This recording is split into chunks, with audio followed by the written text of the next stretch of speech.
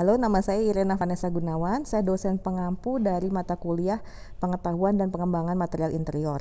Hari ini kita akan bicara soal kayu, ya, kayu dan tiruan-tiruannya. Nah, kayu seperti yang kita tahu itu merupakan bagian keras dari sebuah pohon dan biasanya bagian tengahnya yang digunakan.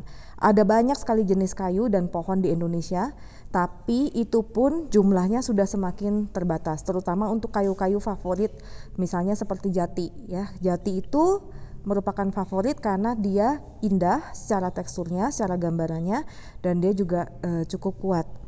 Nah, ini adalah contoh dari kayu, potongan kayu solid. Lagi-lagi ketika kita bicara dengan bahan alam, kita akan tahu dia benar-benar dari alam ketika kita lihat sekelilingnya, ya. Jadi ketika bahannya itu sama, punya kesinambungan pola, ya, punya atas bawah, kiri kanan. Nah, itu biasanya merupakan potongan asli, ya. Nah, karena jumlahnya semakin sedikit dan untuk mengambilnya itu cukup mahal, jadi pohon itu butuh waktu puluhan tahun sampai dia bisa ditebang, ya. Dan biasanya kebutuhan kita jauh lebih besar daripada jauh lebih cepat dari waktu pertumbuhan pohon, sehingga manusia mencari cara gimana caranya kita bisa terus menikmati kayu ini. Salah satunya adalah dengan memotong dia jadi bentuk potongan yang tipis, ya. Ini bisa dilihat tipis sekali seperti dendeng, ya. Ini adalah potongan dari kayu. Dan ini mungkin tebalnya kira-kira 1-2 mili. Ini disebut veneer, ya, bukan vinil tapi veneer, ya. Nah, veneer ini kayu tuh ada dua macam. Jadi yang satu diambil karena keindahan polanya, yang kedua adalah karena kekuatannya. Nah, jadi itu pun kayu yang indah secara pola biasanya harganya lebih mahal daripada kayu yang kuat tapi tidak indah polanya, ya. Nah, sehingga veneer ini lalu bisa digunakan untuk melapis, ya, melapis, nanti saya jelaskan lebih lanjut, atau dia juga digunakan menjadi material yang baru, produk material yang kayu yang baru. Contohnya mungkin kalian pernah dengar istilah multiplex, ya. Nah, multiplex itu yang tertipis disebutnya triplex, ya, karena dia terdiri dari 3 lapis veneer. Nah, kalau dilihat di sini bagian bawahnya itu merupakan veneer yang tidak indah, hanya punya kekuatan.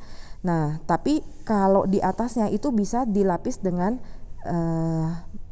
veneer yang punya keindahan. Nah, kalau kita pergi ke toko bahan bangunan, kita mau beli yang namanya teak wood, ya. Biasanya teak wood itu sebetulnya asal katanya dari teak wood atau kayu jati. Nah, kamu akan mendapatkan triplex ini sebetulnya, yang lapisan teratasnya terbuat dari veneer kayu jati, ya. Nah, untuk triplek yang makin tebal, kalau kita misalnya butuh pengganti solid seperti ini, mungkin solidnya tebalnya hampir 2 cm. Nah, kita bisa mendapatkan multiplex yang tebalnya kelipatan 3, ya. Jadi nanti ada yang 18 mili, 21 mili gitu. Nah, itu sebetulnya veneer yang ditumpuk makin tebal dengan urat malang dan melintang supaya dia kuat, seperti itu. Nah, ada cara lain untuk mendapatkan solid wood, ya. Itu adalah seperti ini contohnya. Ini adalah blockboard, ya. Jadi blockboard itu terdiri dari triplex di atas dan bawahnya, dan di tengahnya itu adalah kayu yang dipakai untuk mengisi, ya. Jadi kelihatan seperti ini. Nah, jadi kayunya itu ada ketebalan ke arah memanjang seperti ini. Ya, jadi bisa dilihat nih ada celah-celahnya. Nah, ini disebut blockboard. Nah, ini juga bisa digunakan untuk dinding lemari atau meja dan seterusnya. Bisa digabungkan dengan triplex yang mempunyai keindahan. Jadi biasanya digabungkan seperti ini. Ya, jadi ini untuk ketebalan strukturnya, yang ini untuk keindahannya. Nah, setelah ini saya ingin jelaskan dulu tentang parket, ya. Karena parket itu merupakan salah satu pengolahan lantai yang favorit sekali, terutama untuk di daerah tropis atau daerah dingin atau resort, ya. Jadi orang senang sekali menggunakan merasakan kayu di bagian kaki gitu, ya. Jadi melapis lantai itu dengan kayu. Nah, indera kita memang tidak bisa bohongin lah, ya. Jadi bisa merasakan sebetulnya perbedaannya seperti apa. Tapi lagi-lagi karena keterbatasan, nah harus dicari cara lain supaya orang bisa tetap bisa menikmati kayu ini.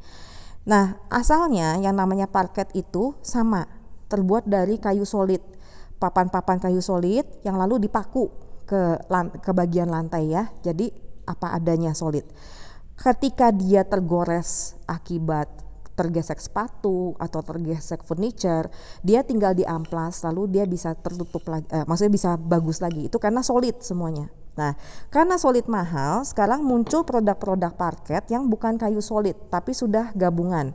Misalnya ini adalah salah satu cara kita masih bisa menikmati kayu solid ya. Dengan cara apa? Potongannya sudah tipis ya, beda dengan ini ya. Lalu menggunakan potongan-potongan yang lebih kecil ya, karena potongan-potongan kecil itu lebih mudah didapat. Kalau kita mau yang potongan besar langsung dari satu penampang pohon itu mahal sekali. Nah, tahu dari mana ini solid? Karena di sini bisa dilihat garisnya ya. Lalu di sini di belakangnya sama. Garisnya sama ya. Jadi ini adalah solid yang disatukan dengan lem dan seterusnya. Nah, ini masih solid. Lalu ketika dia makin mahal, muncullah parket yang pakai teknologi gabungan dengan multiplex ya atau plywood. Jadi ini sama, bagian atasnya bisa dilihat ini menggunakan veneer yang ketebalannya mungkin hampir 6 mili. Jadi ini solidnya 6 mili, lalu di bawahnya menggunakan multiplex gitu ya. Jadi kita masih bisa merasakan kayu aslinya. Di bagian bawahnya juga masih kayu asli walaupun dia bentuknya sudah lapis-lapis di multiplex ya. Nah, berikutnya ada lagi teknologi lain lagi gitu. Kalau ini memang tidak bisa dipungkiri permukaannya bukan kayu tapi printing ya. Ini sudah di-print. Nah, di-print dan dilaminasi supaya aman. Nah, apa yang menjadi bagian bawahnya? Bagian bawahnya ini sebetulnya masih merupakan dari kayu. Ini adalah produk yang namanya MDF. Ya, MDF ini terbuat dari bubur kayu atau wood pulp yang dipres dan diperkuat dengan lem.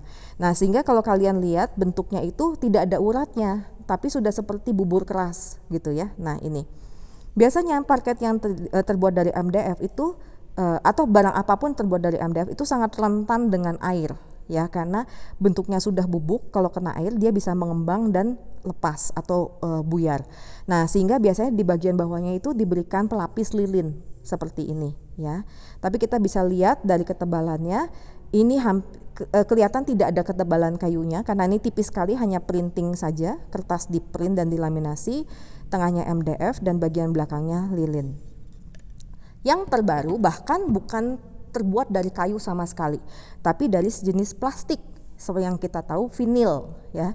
Jadi ini lebih tipis lagi dan ini tahan air, dan pada kenyataannya di interior seringkali kita gunakan ini untuk daerah-daerah basah ketika kita masih menginginkan nuansa kayu ya. Jadi bisa dilihat bahwa ini sebetulnya bahannya dari plastik, sama bagian permukaannya itu di print.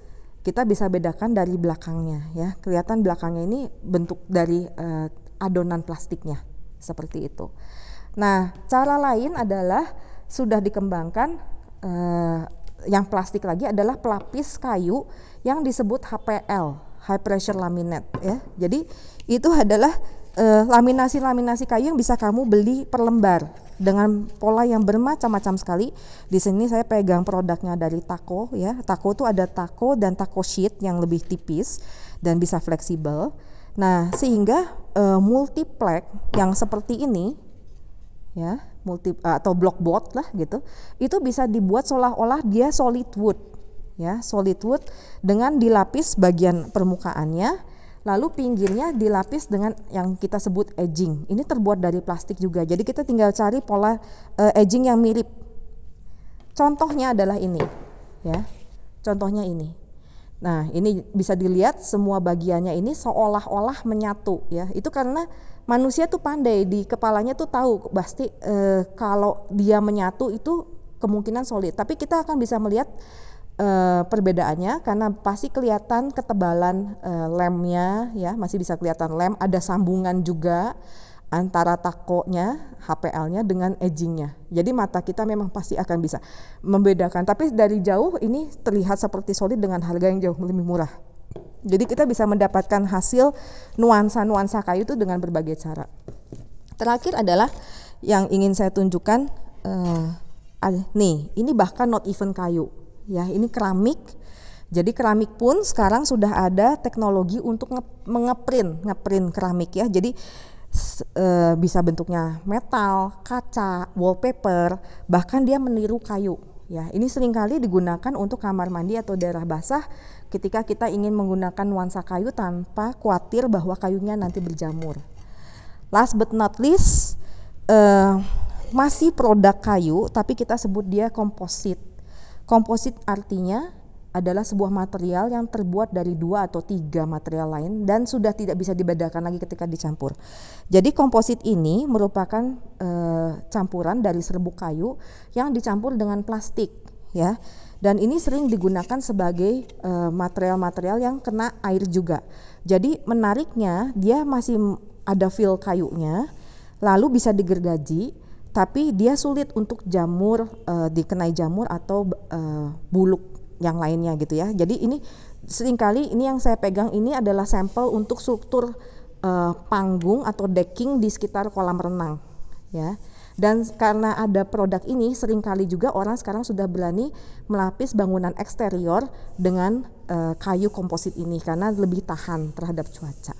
Sekian untuk kayu, masih banyak produk-produk lainnya, nanti kita akan search bersama-sama ya. Terima kasih semuanya.